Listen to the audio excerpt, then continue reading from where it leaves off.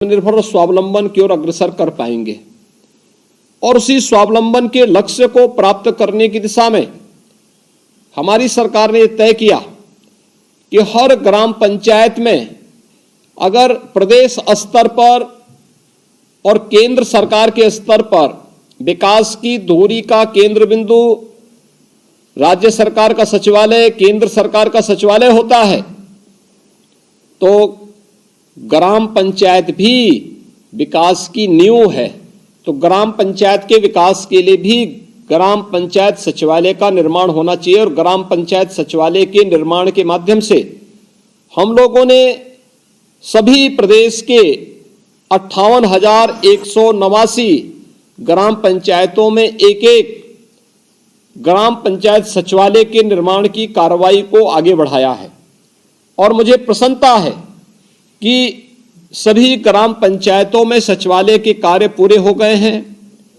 उसमें साज सज्जा की व्यवस्था, उसमें कंप्यूटर और इंटरनेट की व्यवस्था वर्तमान में की जा रही है। इसके पीछे का ध्येय एक ही है कि इसका लाभ गांव के लोगों को मिले और हमारे गांव भी स्मार्ट बनने की ओर अग्रसर हो सके। इसके लिए हम लोगों ने प्रत्येक ग्राम पंचायत में पंचायत सहायकों के चयन, उनके प्रशिक्षण और उनकी तैनाती की कार्रवाई प्रारंभ की है। 56,266 पंचायत सहायक के लिए माह दिसंबर का उनका मानदेय यह हम लोग जनवरी माह में दे रहे हैं, जिन्हें 6,000 रुपये हर महीने उपलब्ध करवाए जा रहे हैं और वह पैसा उनको उपलब्ध करवाया जा रहा है। अब तक 23,000 ग्राम पंचायतों में इस मानदेय का भुगतान हो भी चुका है। हम लोगों ने प्रदेश के अंदर पंचायतों को वित्तीय रूप से, प्रशासनिक रूप से और तकनीकी रूप से सशक्त करने और उनके अधिकारों में, ग्राम प्रधान के अधिकारों में बढ़ोतरी करने, ग्राम पंचायतों के अधिकारों में बढ़ोतरी हो, इसके लिए भी कार्रवाई की थी, जिसके लिए हमारे सभी ग्राम प्रधानगण लखनऊ में आए थे और जिसको उस समय उन्होंने बहुत अच्छे ढंग से यहाँ के कार्यक्रम को बड़े अच्छे ढंग से उन्होंने आगे बढ़ाने का कार्य भी किया था।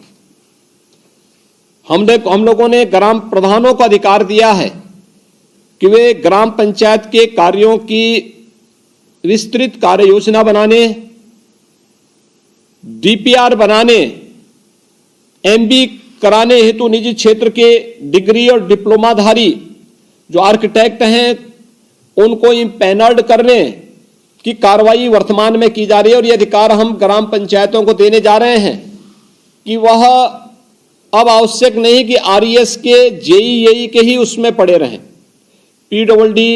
पीडब्ल्यूडी के अलावा सिंचाई विभाग नहीं तो नगर विकास विभाग के लोग नहीं हैं, तो निजी क्षेत्र के भी आर्किटेक्ट या फिर इंजीनियर, सिविल इंजीनियर जिन्हें इन कार्यों का अनुभव है, उन लोगों की सेवाओं को लेकर के वे लोग अपने ग्राम पंचायत की एमबी बनाने और वहां की कार्य योजना को बनाने में उनकी सेवाएं ले सकते हैं, उनका मानदेय दे सकते हैं। उस आधार पर एक मेरिट के आधार पर अपने कार्यों को ससमय संपन्न कर सकते हैं। एक बहुत बड़ा अधिकार ये हमने ग्राम पंचायतों को दिया है।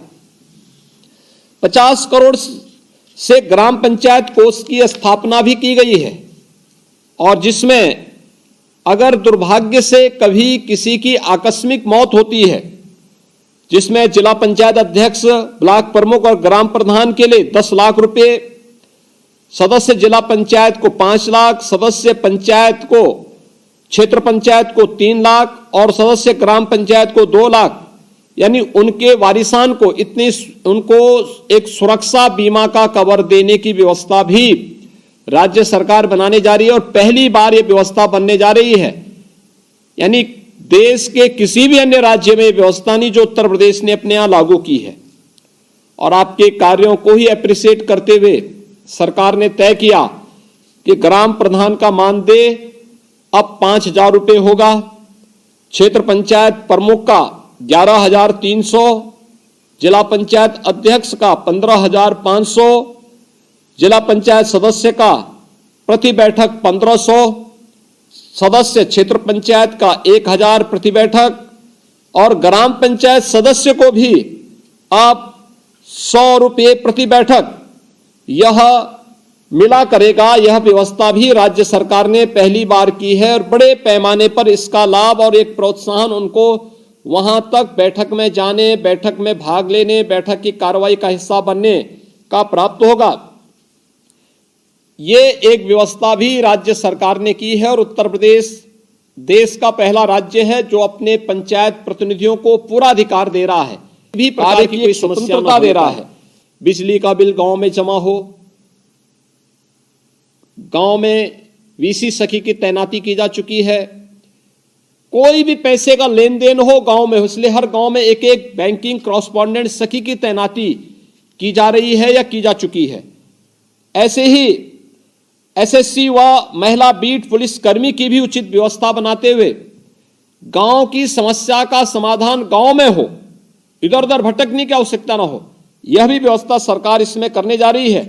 और ये एक बड़ा कार्य होगा जो गांव के विकास को आगे बढ़ाएगा और गांव को आत्मनिर्भर गांव की तरफ बढ़ाने में इसकी बड़ी भूमिका होगी।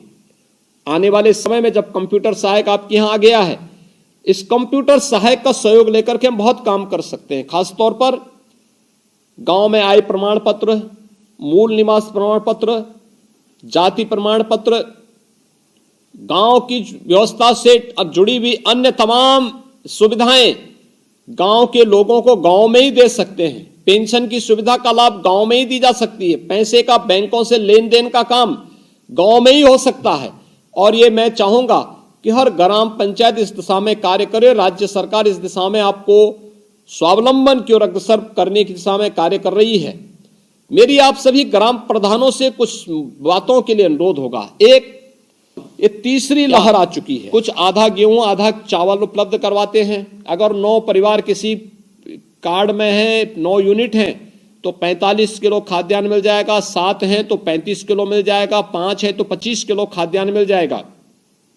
1 किलो दाल, 1 किलो खाद्य तेल, 1 किलो नमक उस परिवार को उपलब्ध करवाया जा रहा है। मेरा अनुरोध होगा, पर्याप्त मात्रा में खाद्यान्न का आवंटन है। हर परिवार को यह सुविधा उपलब्ध हो जो पात्र गृहस्थी या अंत्योदय कार्ड धारक हैं। शेष जो अन्य निराश्रित परिवार हैं जिनका कार्ड नहीं बन पाया है, उन लोगों को उपलब्ध करवाने के लिए आप लोग जिला प्रशासन से भेजें तो वहां से ये सुविधा उपलब्ध हो जाएगी। ये सभी सुविधाएं अगर हम अपने गांव में कराएंगे तो देखिए इसका लाभ ग्राम प्रधानों को प्राप्त होगा। यशस्वी आपका जीवन होगा और एक महामारी के खिलाफ देश की लड़ाई को हम आगे बढ़ाने में सफल होंगे। दूसरा, ICCC में इन सूचनाओं को देना कि कौन आपके गांव में कोरोना पॉजिटिव है, उसकी स्थिति क्या है, उसको मेडिसिन किट मिली कि नहीं मिली है, वैक्सीन कितने लोगों ने लिया है, कितने लोग बचे हुए जिनको वैक्सीन देना है, पहली डोज कितने लोगों को अभी लेना बाकी है, सेकंड डोज लेना कितने लोगों को बाकी है, बूस्टर डोज कितने लोगों को लेना है। अगर ये सभी डाटा अगर आप ग्राम पंचायत के माध्यम से तैयार करेंगे, बहुत बड़ा पुण्य का कार्य होगा। और मेरी आप सबसे अपील होगी, देखिए स्वच्छता के लक्ष्य को प्राप्त करने के लिए बीमारी को समाधान होना बहुत आवश्यक है और बीमारी के समाधान के लिए स्वच्छता के समाधान का, देखिए प्रधानमंत्री जी ने हर घर शौचालय बनाने की योजना लागू की। आज आप देखते होंगे शौचालय की योजना घर घर बनी स्वच्छ भारत मिशन में। आज मौत पूरी तरह समाप्त हो गया है। इंसेफ्लाइटिस से होने वाली मौतें पूरी तरह समाप्त हो गई। शुद्ध पेयजल के अभाव में बहुत सारी मौतें होती थी। आज हर घर नल योजना हम लोग लागू कर रहे हैं। कितना बड़ा कार्य हो रहा है और मैं चाहूंगा कि ये जो बड़ा कार्य है आप इसकी धुरी हैं।